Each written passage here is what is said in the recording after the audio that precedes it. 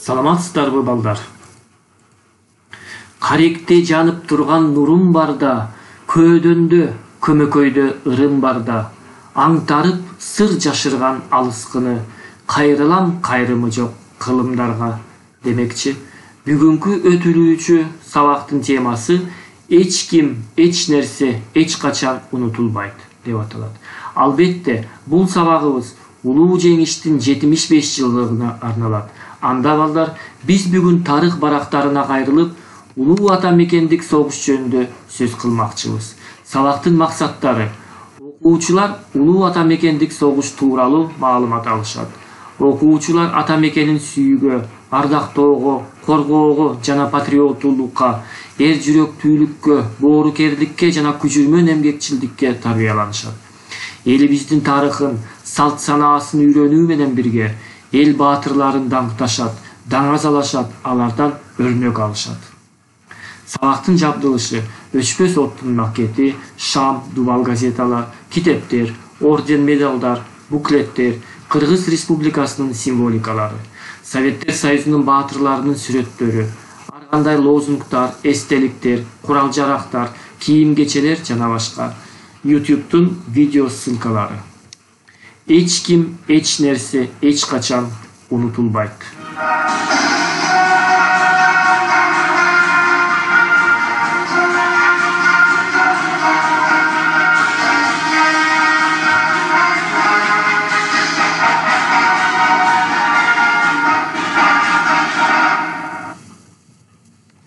Кыргызстан улуу ата мекендик согуш жылдарында 1941 жылы 22 июнда фашисттик Германия жана анын союздаштары Советтер Союзуна кол салган. Ошентип, бир топ жылдарга созулган кырчылдашкан согуш башталды. Совет өлкөсүнүн тынчтык өнүгүүсүн бузган бул окуя тарыхта улуу ата мекендик согуш деген ат менен белгилүү болду. Ал согушта 62 мамлекет катышкан. Ошол учурдагы жердин калкынын 80%. 110 миллион адам, жер шарындагы калктын 80% тартылган. Анын 62 миллиону курман болгон. Анын ичинде 27 миллиону СССРдин жараны. Бул кан майдан 1418 күнгө созулган. Кыргызстандын калкы бүткүл өлкөдөгүдөй эле фашисттердин кол салуусун өз башына түшкөн кырсык катары кабыл алды. Согуш аракеттери жүрүп жаткан аймактардан алыс тургандыгына карабастан, Кыргызстан да күчүрмөн катарга кошулду. Согуш башталган күндөн тартып, Кыргызстандын аймагында 16 жаштан 50 жашка чейинки аскерге милдеттүүлөрдү согуш ишине үйрөтүп, согуш майданына жөнөтүп жатты. Кыргызстан согуш башталгандан согуш аяктанганга чейин 380 миңден ашык уулдарын жана кыздарын же республиканын ар 5-чи атуулун согуш майданына жөнөттү. Согуш майданына аттангандардын арасында 1395 аял болгон. Бул түзүлгөн бирикмелер кан майданда талбай эмгектенип, өз күчтөрүн аянбастан жумшап, эр жүрөктүүлүгүн, тайманбастыгын, баатырдыгын жана күчүрмөндүгүн көрсөтүп, фашисттердин көптөгөн жоокерлерин, полкторун, дивизияларын талкалап, өз өлкөлөрүн, айыл кыштактарын, шаарларын бошотуп, өлбөс, өчпөс эрдиктерди жарата алды. Натыйжада бул эрдиктер үчүн кыргызстандык жоокерлердин арасынан 72-си Советтер Союзунун баатыры деген наамга ээ болушту. Мындан тышкары бир канча орден медалдар менен да сыйланышты. Бул баатырларга Дүйшөнкул Шопоков, Чолпонбай Түлөбердиев, Дайыр Асанов, Анварбек Чортеков, Кубат Жуматаев, Ташмамат Жумабаев, Мамасалы Тешебаев, Талгат Бегелдинов, Калыйнур Үсөнбеков, Жапар Асаналиев, Хамид Гадильшин, Александр Фудовский, Николай Ананьев, Григорий Конкин, Иван Москаленко, Григорий Петренко, Григорий Шемякин, Иван Васильевич Панфилов, Николай Дмитриев, Самат Садыховдарды сыймыктануу менен атап кошсок болот. Советтер Союзунун баатырлары: Дүйшөнкул Шопоков. Кыргыздан чыккан биринчи Советтер Союзунун баатыры 1941 жылы 16-ноябрдагы салгылашууда Дубосеково разъездинде душмандын 50 танкынын чабуулун токтотуу учурунда өлбөс өчпөс эрдик көргөзүп, теңдешсиз салгылашууда курман болгон. Чолпонбай Төлөбердиев Воронеждин түштүк жагында Дон дарыясынын жээгиндеги согушта 1942 жылы 6 августта Чолпонбай Төлөбердиев душмандын зотун көкүрөгү менен жаап, өлбөс өчпөс эрдик көрсөткөн. Ага 1943 жылы 4 февралда Советтер Союзунун баатыры деген наам ыйгарылган. Дайыр Асанов Сталинград үчүн согушта артиллерист, наводчик, сержант Дайыр Асанов эрдик менен салгылашкан. Ал 1943 жылы январда таамай атуу менен адегенде танканы, миномет батареясын жана душмандын ротасын талкалаган. 4 саатка созулган согушта 8 танканы, 6 бронемашинаны жана 40 фашистти жок кылган. 1943 жылы 16 октябрында ага Советтер Союзунун баатыры деген наам ыйгарылган. Ошентип 1945 жылы 9 майда фашисттик Германияны Советтер Союзу талкалап, Борбору Берлин шаарында жеңиш туусун желбиретип, немец элин мындан кийин баш көтөргүс кылып, эркиндик менен теңдик жана тынчтык алып келди. Бул тынчтык менен жеңиш апаларыбыздын көз жашын, аталарыбыздын канын агызды, далай жандардын өмүрүн алды, нечени колу бутсуз мунжу болду, эсепсиз адам жетим жесирге айланды. Кантсе да трагедия менен улуу жеңишти алып келген аталарыбызга түбөлүк даңк. Ар дайым бар болуңуздар, урматтуу согуш ветерандары. Жеңиш, жеңиш, жер дүңгүрөп чыгат үн. Жеңиш, жеңиш, 4 жыл бою күткөн күн. Жеңиш туусун тиккен кезде Берлинге фашизмдин ичер суусу бүткөн күн. Келиңиздер, Катюша деген ырды угуп коелу.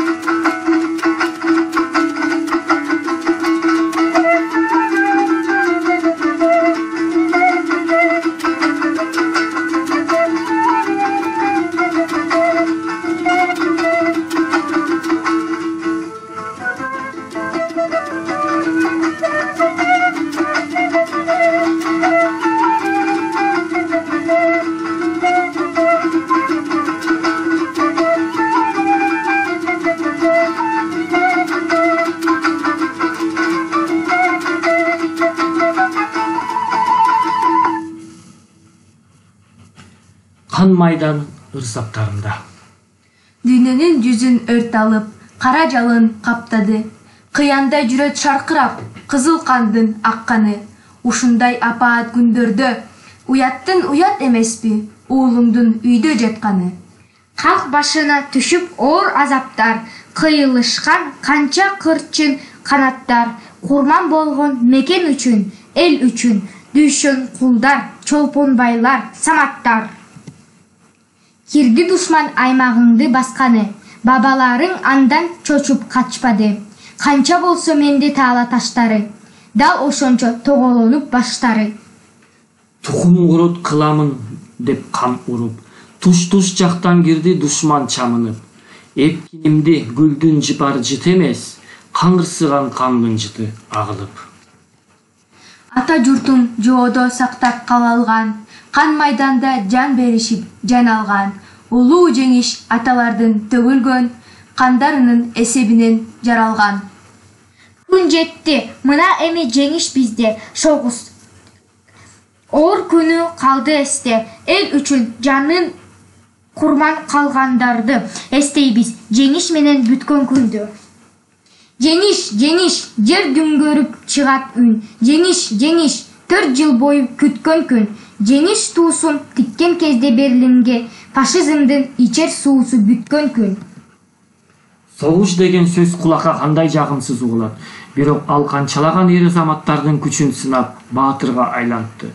Баатырлар, патриот адамдар жөнүндө канчалаган ырлар, аңгемелер, роман, повесттер жаралбады.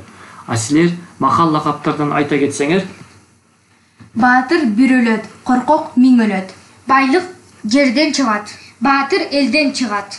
Эр жигит эл четинде, жөө бетинде. Жолборс изинен кайтпайт, жигит сөзүнөн кайтпайт. Эр энеден туулат, эли үчүн өлөт.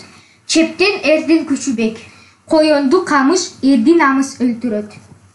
Ырыс алды ынтымак, күч бирдикте. Эл четине жоо келсе, жан аяган жигитпи? Жоого жаныңды берсең да, сырыңды бербе. Ата журтуңду манастай сүй, ала тооңо кошойдой күй. Атанын уулу боолу урмат, элдин уулу боолу кымбат.